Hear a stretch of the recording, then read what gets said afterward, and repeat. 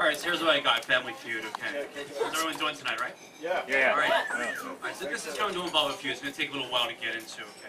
The moral of the story I want to tell you up front is that you have to be careful in a family feud to watch out for the loved ones. No matter how small or seemingly insignificant they may be, you could possibly lose them. Okay, I lost one very close to me. Somewhat fortunately, it wasn't a human being, it was a bird. It was my pet cockatiel, okay? We're going to get into this. Here's what happened. About 10 to 15 years ago, I was in college. I attended a very respectable liberal arts university, transferred to another one. I had mentioned this before in another Person Arts. It was, I like to refer to it as a small, nameless Ivy League university in West Philadelphia. It's nameless just to protect its identity. It was a kind of nice place. I loved the professors, I loved the programs. I wasn't really too crazy about the peers, but I don't know what it was. I didn't really click with them too much, but that's the way it goes. Some people are applauding, they understand, etc. That's perfectly fine. Okay, but in any case, one of my best friends at the time was our pet cockatiel in the house. Cockatiel is a small tropical bird, by the way. I didn't define this, I apologize. But it's very, very small. It can be yellow, sometimes gray, sometimes yellow/gray, sometimes gray/yellow. Very, very endearing little birds, okay? And I taught it to sing a lot of things, and I'll more on this a little bit later. But this was one of my best friends at the time. I had some human friends too, but cockatiels are a little bit more reliable on some counts. Family Feud comes in thusly. What had happened was, I'm in an Italian family, so I've heard some accounts of Italian families. Very accurate this evening, I can also tell you. Okay, I had my mother, wonderful, wonderful woman, I love her to death. Okay, I'm not going to speak ill this evening. In any case, things like that, I love her, no, she's great. But, you know, she would be like kind of a little bit like psycho-schizoid with the bird, though. There were some nights where she was like, you know, some days, where she was like, you is a little chickens, you is a little chickens. But then all of a sudden, like a couple hours later, she'd be like, get it away from me. And then, like, my sister was like, you know, she really did it, she loved the bird, but she also had some pet lab rats at the time in her apartment, because she was in psychology, etc., and she was afraid of some kind of like Kate Beckinsale underworld Zoroastrian duality between birds and rats, should they live in the same place. So there's a big family feud as where this bird should be. There's a lot of tension here, our family didn't have a lot of romance, so this is the closest thing to romantic I don't know, some kind of tension in the family. In any case, we kept passing the bird back and forth. It was really, really tough on the cockatiel. She lost some feathers, etc. Our bird was named Birdie Word the 15th, because there were some previous Birdie Words in our family, and some others we knew down the block, so honorarily Birdie Word the 15th. I took this bird under my wing, pun intended, thank you.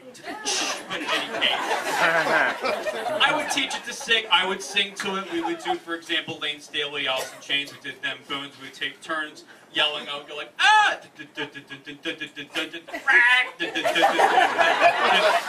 So it was great, very, very close to me. Almost to, like, even a superior sibling sometimes to my sister and other people, in any case. I love this bird like a sibling. Here's what happened. Here's where the moral of the story comes in.